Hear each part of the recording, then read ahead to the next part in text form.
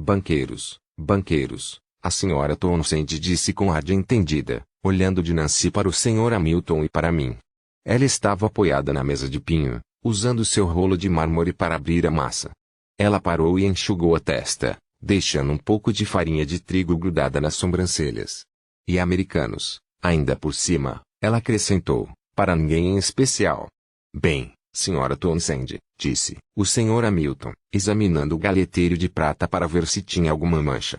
Embora seja verdade que a Sra. Luxton é uma das Stevenson de Nova York, acho que a senhora irá achar o Sr. Luxton tão inglês quanto nós. Ele nasceu no norte, segundo Titimes. O Sr. Hamilton espiou por cima dos seus óculos. Um homem que se fez sozinho, a senhora sabe. A Sra. Townsend bufou. Um homem que se fez sozinho, realmente. Não deve ter feito mal algum a ele casar-se com uma mulher rica. O Sr. Luxton pode ter feito um bom casamento, o Sr. Hamilton disse, empertigado traço, mas contribuiu para aumentar a fortuna. Ter um banco é um negócio complicado, saber para quem emprestar e para quem não emprestar dinheiro. Não estou dizendo que eles não levem suas vantagens, mas o negócio é assim mesmo. Ah, Sra. Townsend fez um muxoxo. Vamos torcer para ele concordar em emprestar ao patrão o que ele precisa, Nancy disse. Um pouco de dinheiro faria uma boa diferença por aqui, na minha opinião. O Sr. Hamilton se agitou e me lançou um olhar severo, como se eu aqui tivesse falado. No decorrer da guerra, Nancy passara muito tempo trabalhando fora, e isso a deixara mudada.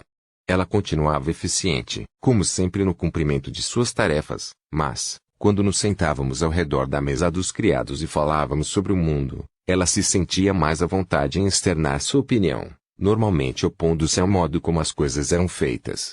Eu, por outro lado, ainda não tinha sido corrompida pelas forças externas e, como um pastor que decide que é melhor abandonar uma ovelha perdida do que colocar em risco o rebanho, o Sr. Hamilton tinha decidido ficar de olho em mim. Estou surpreso com você, Nancy, ele disse, olhando para mim. Você sabe que os negócios do patrão não são da nossa conta. Desculpe, Sr. Hamilton, Nancy disse, sem arrependimento na voz. Mas eu só sei que, desde que o Sr. Frederick veio para Riverton, ele vem fechando cômodos, um atrás do outro. Sem falar na mobília da ala oeste, que foi vendida. A escrivaninha de Mogno, a cama dinamarquesa de 4 colunas de Ladesbury. Ela olhou para mim, por cima do pano de limpeza. Dudley diz que a maioria dos cavalos também está sendo vendida. Milord está apenas sendo prudente, o Sr. Hamilton disse, virando-se para Nancy para argumentar melhor. Os aposentos da ala oeste foram fechados porque, com seu trabalho, na estrada de ferro e com a ausência de Alfred, havia trabalho demais para a jovem Grace fazer sozinha.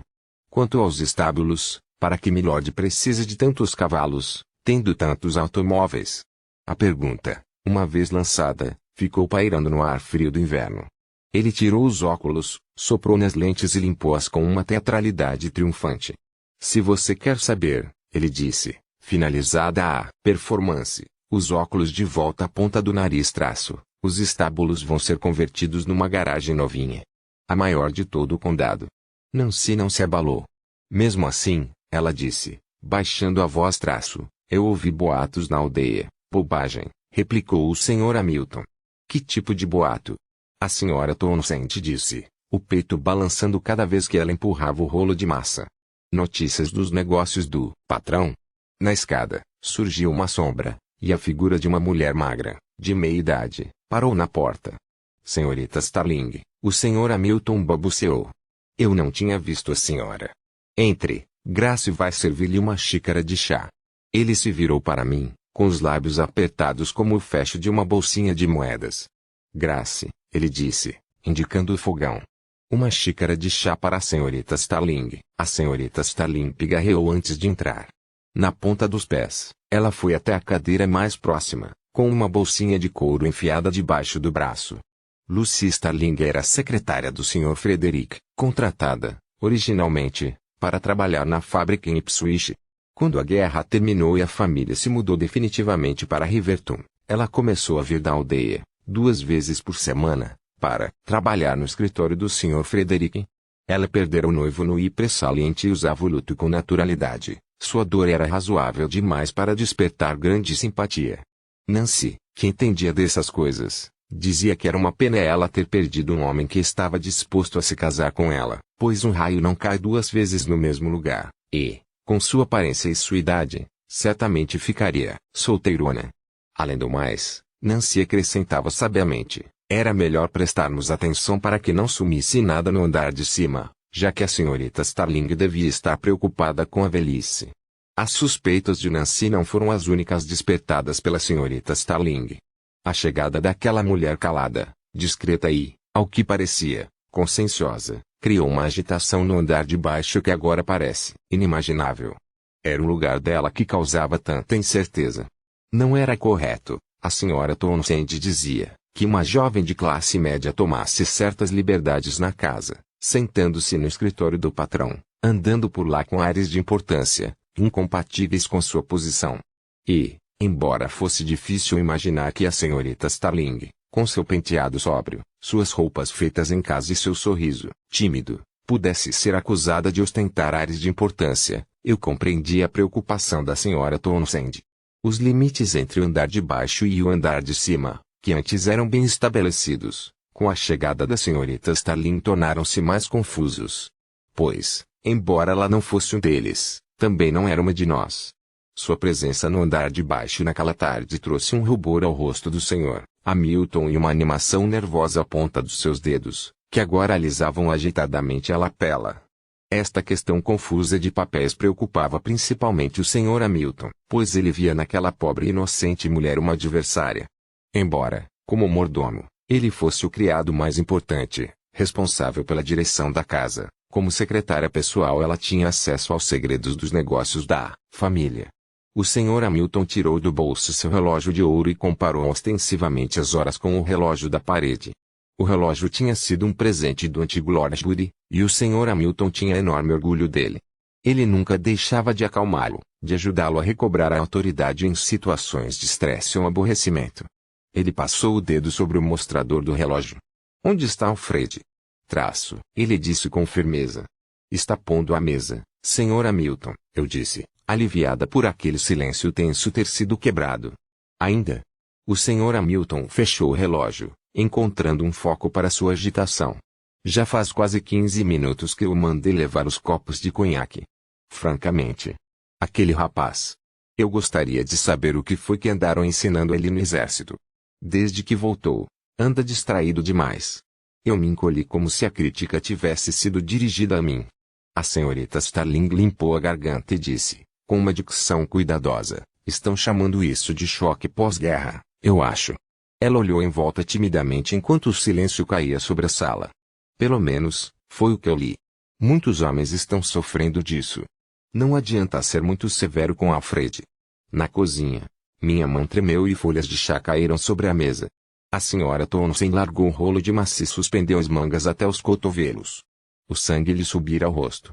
Escuta aqui, ela disse, com uma autoridade injustificada, reservada normalmente para policiais e mães. Não vou tolerar esse tipo de conversa na minha cozinha. Não há nada errado com Alfred que a minha comida não consiga consertar. É claro que não, senhora Townsend, eu disse, olhando para a senhorita Starling.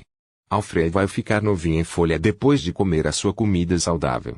Ela não se compara com a comida que eu fazia antes, é claro, por causa dos submarinos alemães e agora o racionamento. A senhora Townsend olhou para a senhorita Starling e sua voz tremeu. Mas eu sei do que o jovem Alfred gosta. É claro, a senhorita Starling disse, com sardas surgindo no seu rosto pálido. Eu não quis dizer. Ela não encontrou a palavra para finalizar a frase. Esboçou um sorriso. A senhora conhece melhor o Alfred, é claro. Quando a guerra terminou e o Sr. Frederick e as meninas foram morar permanentemente em Riverton, Anna e Melanie tinham escolhido quartos novos na ala leste. Elas agora eram moradoras e não hóspedes, e era adequado, segundo Nancy, que escolhessem quartos novos para deixar isto bem claro. O quarto de Emmeline dava para a estátua de Eros e Psique, no gramado da frente, enquanto Anna preferiu um quarto menor, com uma vista do Jardim das Roseiras e o lago mais adiante. Os dois quartos eram ligados por uma pequena sala, que sempre fora chamada de sala cor de vinho, embora eu nunca tenha conseguido entender a razão. Já que as paredes tinham um tom azul claro e as cortinas eram estampadas de flores azuis e cor-de-rosa. O sala cor de vinho tinha poucas evidências de sua recente reocupação, retendo as marcas da decoração feita por seus ocupantes anteriores. Ela era confortável, com uma chaise longue cor-de-rosa sobre uma das janelas e uma escrivaninha de nogueiras sob a outra. Uma poltrona imponente ficava ao lado da porta que dava para o corredor. Sobre uma mesinha de mogno, com um brilho resplandecente que anunciava sua novidade, ficava um gramofone. Essa inovação parecia fazer a velha mobília corar de vergonha. Enquanto eu caminhava pelo corredor escuro, acordes de uma canção conhecida saíram debaixo da porta fechada, misturando-se com o ar parado e frio que envolvia o assoalho. Se você fosse a única garota do mundo e o único rapaz. Era a canção favorita de Emmeline, em permanente rotação desde que elas tinham chegado de Londres. Nós todos estávamos cantando na sala dos empregados. Até o Sr. Hamilton tinha sido ouvido assobiando-a para si mesmo na sua saleta. Eu bati a porta e entrei, atravessei o tapete que já tinha visto dias melhores e comecei a separar as montanhas de seda e cetim que cobriam a poltrona. Fiquei contente por ter o que fazer.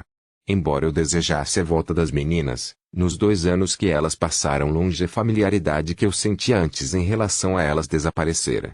Uma revolução silenciosa tinha ocorrido, e as 2 meninas de avental e tranças tinham sido substituídas por jovens mulheres. Eu me sentia tímida em relação a elas, de novo. E havia alguma outra coisa, algo difuso e desanimador. Onde antes havia 3, agora só havia 2. A morte de Davi tinha desfeito o triângulo, e um espaço antes fechado agora estava aberto. 2 pontas não são confiáveis, sem nada para ancorá-las, elas podem escorregar em direções diferentes. Se estiverem presas por um barbante, ele acabará se partindo e as pontas irão separar-se. Se for um elástico, elas continuarão se separando, cada vez mais, até que a tensão chegue ao seu limite e elas sejam puxadas de volta com tanta velocidade que não consigam evitar uma colisão. Anna estava deitada na chaise longue, com um livro na mão, uma ruga de atenção da testa. Sua mão livre estava apertando o ouvido, numa tentativa vã de bloquear o som do disco. O livro era o mais recente romance de James Joyce, um retrato do artista quando jovem. Eu percebi pela lombada, embora mal tivesse que olhar. Ela estava mergulhada nele desde que chegara. Emmeline estava parada no meio do quarto, diante de um espelho de corpo inteiro, arrastado para lá de um dos quartos. Ela apertava contra o corpo um vestido que eu ainda não tinha visto, de tafetá cor-de-rosa com babados na saia. Outro dos presentes, da avó, eu pensei, comprado com a amarga convicção de que a falta de homens casadouros iria limitar as perspectivas, favorecendo apenas as que fossem muito atraentes. O último clarão do sol invernal entrou pela janela e lançou um brilho dourado no cabelo de Emmeline antes de cair exausto a seus pés, formando uma série de quadrados pálidos. Emmeline, que não prestava atenção a essas sutilezas, se movimentava para frente e para trás, o tafetá cor-de-rosa sussurrando, enquanto ela cantarolava junto com o disco numa voz bonita, colorida pelo desejo de sua dona de viver um romance. Quando a última nota desapareceu junto com o último raio de sol, o disco continuou a girar sob a agulha. Emmeline jogou o vestido sobre a poltrona vazia e se virou. Ela levantou o braço da vitrola e tornou a pousá-lo no início do disco. Anna ergueu os olhos do livro. Seu cabelo comprido tinha desaparecido em Londres, junto com todo o traço de infância, e agora roçava seus ombros em ondas que suaves e douradas.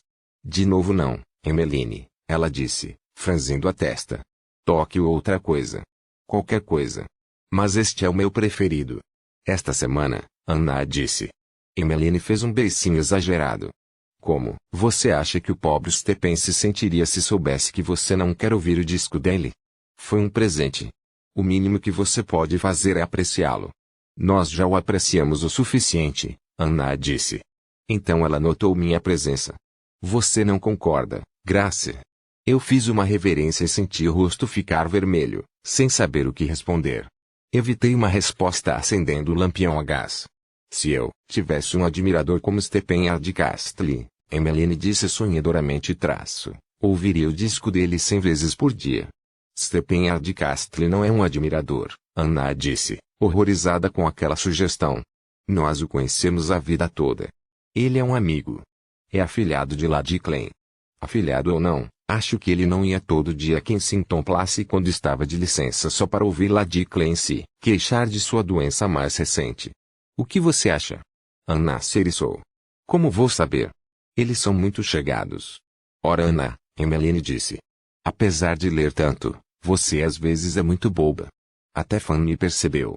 Ela girou a manivela do gramofone e baixou o braço, fazendo o disco começar de novo a tocar. Quando a música sentimental soou, ela acrescentou: Stephen estava desejando que você fizesse uma promessa a ele. Anna dobrou o canto da página que estava lendo, tornou a desdobrar, passando o dedo pela prega. Sabe, Emmeline disse, impulsivamente. Uma promessa de casamento. Eu prendi a respiração, era a primeira vez que eu ouvia dizer que Anna tinha sido pedida em casamento. Eu não sou idiota, Anna disse, ainda olhando para o canto de página entre seus dedos. Eu sei o que ele queria. Então por que você não? Eu não ia fazer uma promessa que não posso cumprir, Anna se apressou em dizer. Você é tão certinha. Que mal haveria em rir das piadas dele, em deixar que ele murmurasse palavras doces no seu ouvido. Você sempre falou tanto da importância do esforço de guerra. Se não fosse tão teimosa, poderia ter dado a ele uma bela recordação para ele levar de volta para o fronte. Anna colocou um marcador de livro sobre a página que estava lendo e pôs o livro na cadeira. E o que eu teria feito quando ele voltasse? Teria contado a ele que não tinha sido sincera. A convicção de Emmeline falseou um pouco, depois se recuperou. Mas aí é que está, ela disse. Stephen Hardcastle não voltou. Mas ainda pode voltar. Foi a vez de Emmeline sacudir os ombros. Tudo é possível, eu acho. Mas, se ele voltar, imagino que estará ocupado demais contando suas estrelas para se preocupar com você. Um silêncio se fez entre elas. A própria sala pareceu tomar partido, as paredes e cortinas do lado de Anna, o gramofone apoiando Emmeline. Emmeline puxou o comprido rabo de cavalo por cima do ombro e passou os dedos nas pontas do cabelo. Ela pegou a escova, que estava no chão ao lado do espelho e começou a escovar o cabelo com movimentos longos e vigorosos. As cerdas vibravam. Anna observou-a por um momento, com o rosto sombreado por uma expressão que não consegui decifrar. Exasperação, talvez, ou incredulidade antes de retornar sua atenção para Joyce. Eu ergui o vestido de tafeta rosa da poltrona. É este que a senhorita vai usar esta noite? Perguntei baixinho. Emmeline deu um pulo. Você não deve aparecer assim de repente. Eu quase morri de susto. Desculpe, senhorita. Senti meu rosto ficar quente. Lancei um olhar para Anna, que parecia não ter ouvido. É este o vestido que a senhorita gostaria de usar? Sim. É. Emmeline mordeu o lábio. Pelo menos, acho que sim. Ela avaliou o vestido, estendeu a mão e deu um piparote no babado. Anna, o que você acha? Azul ou rosa? Azul. É mesmo. Emmeline virou-se para Anna, surpresa. Eu pensei em rosa. Rosa, então. Você nem está olhando. Anna ergueu os olhos, relutantemente. Qualquer um. Nenhum. Um suspiro frustrado. Os dois são bonitos. Emmeline suspirou. É melhor você trazer o vestido azul. Preciso dar outra olhada. Eu fiz uma reverência e entrei no quarto. Quando alcancei o guarda-roupa, ouvi Emmeline dizer: é importante, Anna. Hoje é o meu primeiro jantar de gala e quero parecer sofisticada. Você também devia querer. Os Buxtons são americanos. E daí? Você não vai querer que eles nos achem pouco refinadas. Não estou ligando para o que eles pensem. Você devia ligar. Eles são muito importantes para a empresa de papai. Emmeline baixou a voz e eu tive que ficar imóvel, com o rosto apertado contra os vestidos, para ouvir o que ela estava dizendo. Eu ouvi papai conversando com a vovó, bisbilhotando, ao que parece, Anna disse. E vovó acha que eu é que sou má. Tudo bem, disse Emmeline. E percebi um traço de desdém em sua voz. Vou guardar para mim. Você não ia conseguir, mesmo que tentasse. Estou vendo no seu rosto. Está louca para me contar o que ouviu. Emmeline fez uma pausa para saborear sua vitória. Ah! Está bem, ela disse traço. Vou contar, já que você insiste. Ela pigarreou, com um jeito imponente. Tudo começou porque vovó estava dizendo que a guerra tinha sido uma tragédia para esta família. Que os alemães tinham privado os Ashbury de sua descendência e que vovô iria revirar-se no túmulo se soubesse o que estava acontecendo. Papai tentou dizer a ela que as coisas não estavam assim tão desesperadoras, mas vovó não quis nem saber. Ela disse que já tinha idade suficiente para enxergar claramente, e que a situação não podia ser descrita de outra forma que não como desesperadora. uma vez que papai era o último da estirpe e que não tinha herdeiros.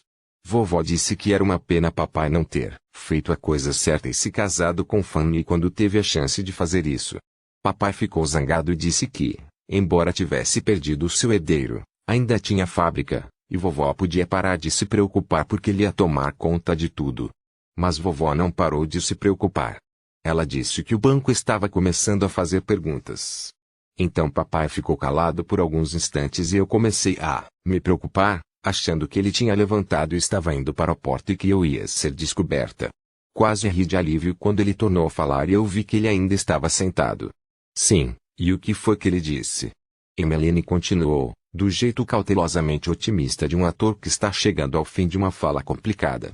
Papai disse que, embora fosse verdade que as coisas estivessem difíceis durante a guerra, ele tinha desistido de aviões e estava voltando a fabricar automóveis. O maldito banco, palavras dele, não minhas, o maldito banco ia receber o dinheiro dele. Ele disse que tinha conhecido um homem no clube. Um homem de finanças. O sujeito, Sr. Simeon Luxton, tinha ligações, papai disse, com empresários e com o governo. Emmeline deu um suspiro de triunfo, depois de recitar corretamente o seu monólogo. E isso foi tudo ou quase tudo. Papai pareceu envergonhado quando vovó mencionou o banco. Então eu resolvi que faria tudo para causar uma boa impressão ao Sr. Luxton, para ajudar papai a manter sua empresa. Eu não sabia que você estava tão interessada nisso. É claro que estou, Emmeline disse, séria. E não precisa ficar zangada comigo só porque eu sei mais do que você desta vez. Uma pausa, e Ana falou. Suponho que sua súbita e ardente devoção aos negócios de papai não tenha nada a ver com aquele sujeito, o filho, cuja foto Fanny estava admirando no jornal. Theodore Luxton. Ele estará no jantar? Eu não fazia ideia, Emmeline disse, mas sua voz ficou mais alegre. Você é jovem demais. Ele tem, pelo menos 30 anos. Eu tenho quase 15, e todo mundo diz que pareço mais velha. Anna revirou os olhos. Eu não sou jovem demais para me apaixonar, sabe, Emmeline disse. Julieta só tinha 14 anos. E veja o que aconteceu com ela. Aquilo foi só um mal-entendido.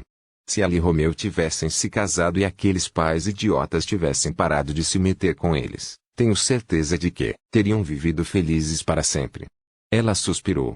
Eu não vejo a hora de me casar.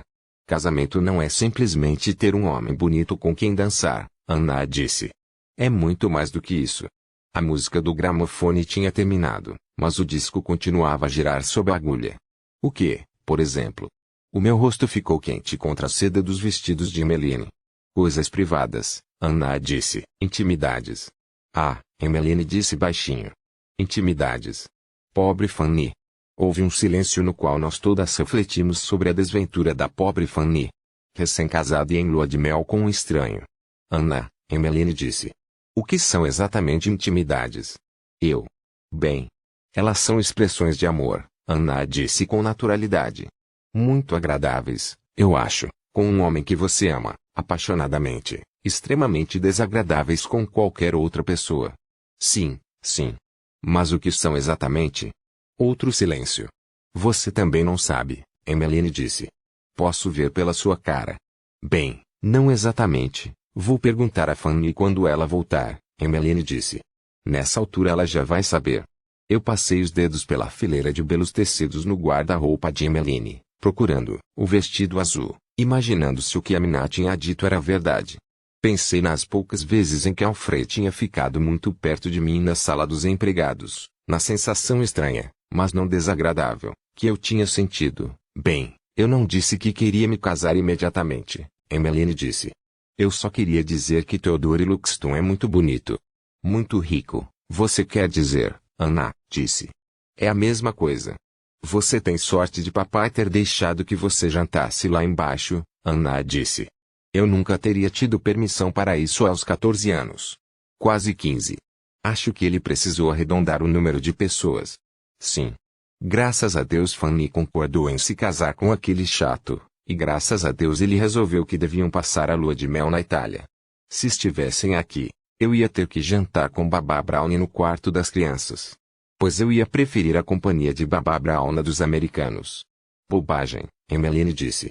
Eu preferia ficar lendo meu livro. Mentirosa, Emmeline disse. Você separou o seu vestido de cetim cor de marfim, o que Fanny estava tão determinada que você não usasse quando nós conhecemos aquele noivo chato dela. Você não usaria se não estivesse tão excitada quanto eu. Fez-se um silêncio. Ah, Emmeline disse. Eu tenho razão. Você está rindo. Tudo bem, eu estou ansiosa pelo jantar, Anna disse. Mas não, ela acrescentou depressa, porque estou querendo impressionar uns americanos ricos que nem conheço. Ah, não. Não. O assoalho rangeu quando uma das meninas atravessou a sala e o disco, que ainda girava no gramofone, foi retirado. Bem? Disse Emmeline. Você não pode estar ansiosa pelo cardápio racionado da Sra. Townsend. Houve uma pausa, durante a qual eu fiquei imóvel, esperando, ouvindo. Quando Anna falou, sua voz estava calma, mas tinha um traço de excitação. Esta noite, ela disse, eu vou pedir ao papai para voltar para Londres. De dentro do guarda-roupa, eu engasguei. Elas mal tinham chegado, era impensável que Anna pudesse partir tão depressa. Para a casa de vovó. Não. Para morar sozinha. Num apartamento. Um apartamento? E por que você quer morar num apartamento? Você vai rir. Eu quero trabalhar no escritório. Emmeline não riu. Para fazer que tipo de trabalho? Trabalho de escritório. Datilografia, estenografia, arquivo. Mas você não sabe estenografia. Traço. Emmeline parou, entendendo. Você sabe estenografia. Aqueles papéis que encontrei na semana passada, pareciam hieróglifos egípcios. Não. Você andou aprendendo estenografia. Em segredo.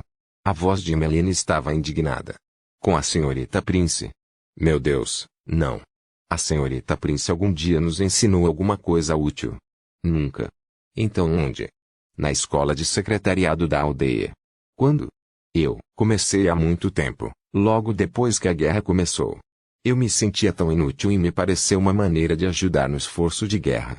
Achei que quando fôssemos morar com a vovó eu iria poder trabalhar, tem tantos escritórios em Londres, mas não deu certo.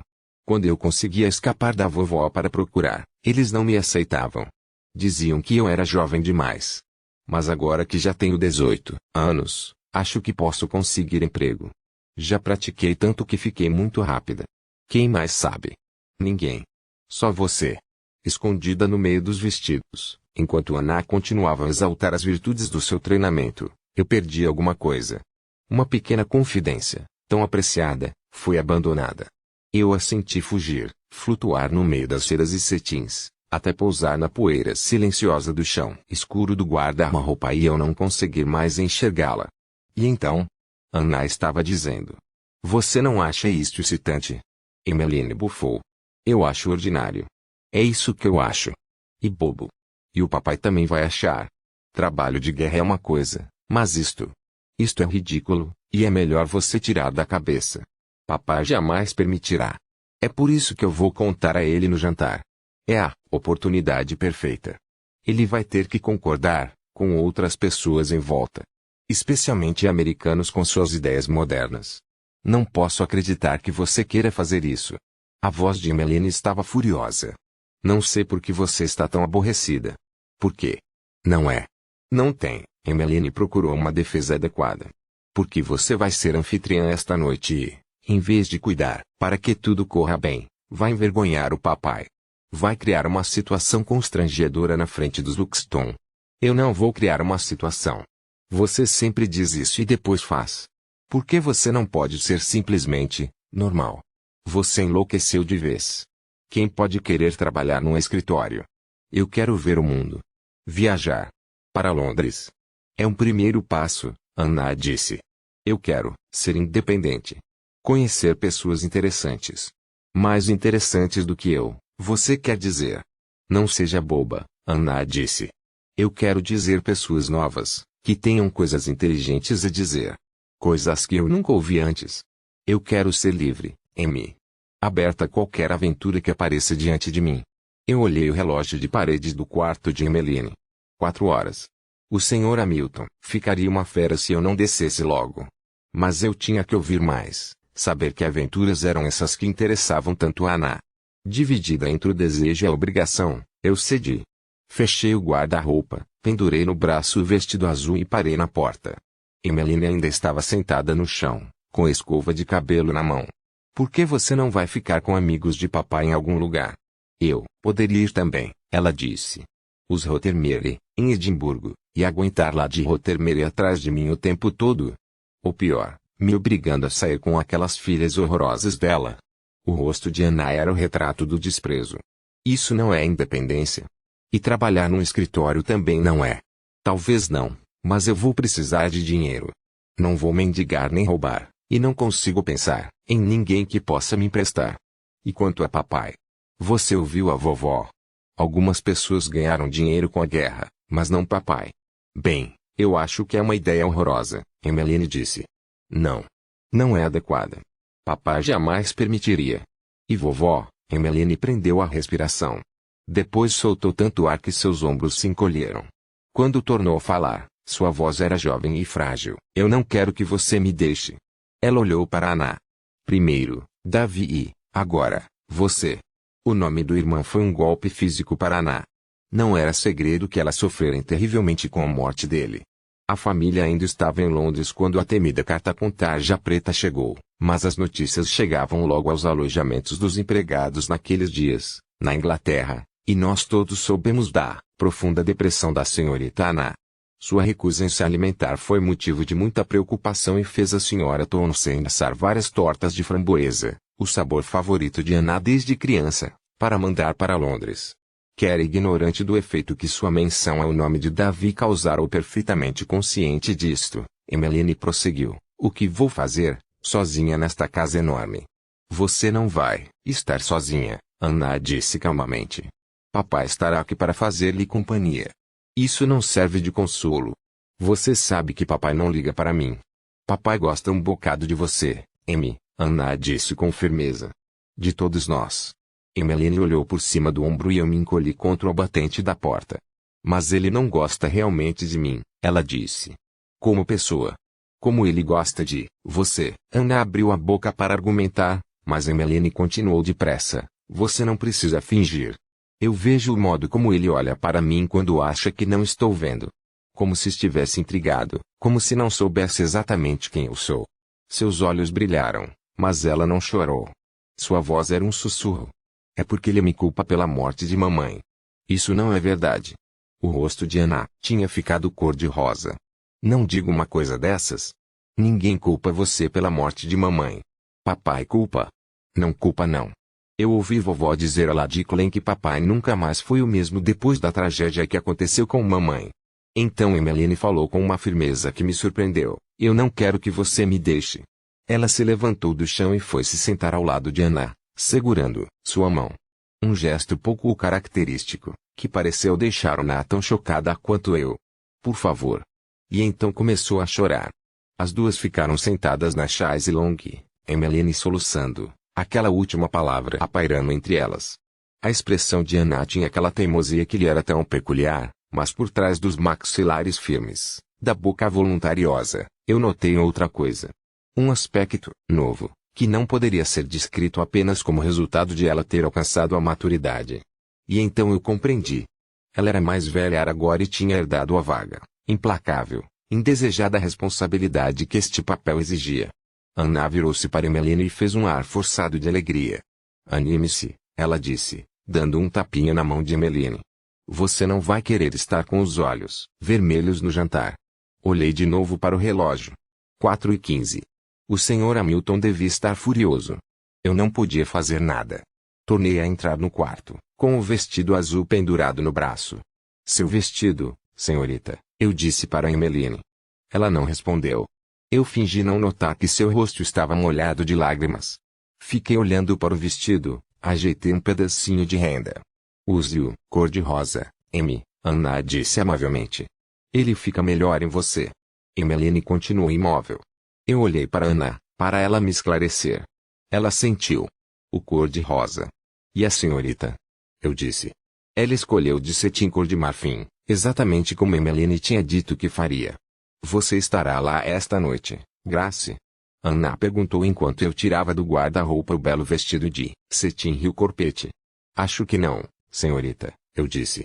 Alfred foi desmobilizado. Ele vai ajudar o Sr. Hamilton e Nancy a servir a mesa. Ah, Anna disse. Sim. Ela pegou o livro, fechou-o, passou os dedos de leve pela lombada. Quando ela falou, foi com cuidado. Eu estava para perguntar, Grace. Como está o Alfred? Ele está bem, senhorita. Teve um resfriado quando voltou, mas a senhora Townsend tratou dele com limão e cevada e ele ficou bom. Ela não quer saber como ele está fisicamente, Emmeline disse, inesperadamente. Ela quer saber como está a cabeça dele. A cabeça, senhorita. Eu olhei para Anna, que estava franzindo a testa para Emmeline. Bem, é verdade. Emmeline virou-se para mim, com os olhos vermelhos. Quando serviu o chá ontem à tarde, ele se comportou de um modo muito estranho. Ele estava oferecendo uma bandeja de doces, como sempre, quando subitamente a bandeja começou a tremer. Ela riu, um som oco, esquisito. O braço dela estava tremendo, e eu esperei que ele parasse de tremer para pegar uma torta de limão, mas era como se ele não conseguisse parar. Então a bandeja escorregou e derramou uma avalanche de bolos no meu vestido mais bonito. No início eu fiquei zangada, foi muita displicência, ele poderia ter arruinado o meu vestido, mas então, como ele continuou ali parado com uma expressão muito estranha no rosto, eu fiquei com medo. Achei que ele tinha enlouquecido. Ela sacudiu os ombros. Ele acabou voltando a si e limpou a bagunça. Mas o estrago estava feito. Ele teve sorte de ter acontecido comigo. Papai não teria sido tão complacente. Ele ficaria uma fera se acontecesse algo parecido esta noite. Ela olhou diretamente para mim, com frieza nos olhos azuis. Você acha que isso pode acontecer?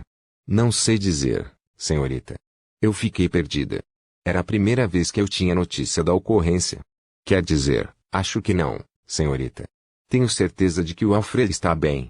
É claro que sim, Anna disse depressa. Foi um acidente, só isso. Voltar para casa, depois de passar tanto tempo longe, precisa de uma adaptação. E aquelas bandejas parecem ser muito pesadas, principalmente do jeito que a senhora Townsend as enche de coisas. Tenho certeza de que ela está querendo nos engordar. Ela sorriu, mas sua testa continuava franzida. Sim, senhorita, eu disse.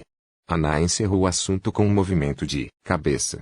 Agora vamos vestir estes vestidos para representar o papel de filhas obedientes para os americanos de papai, e acabar logo com isso.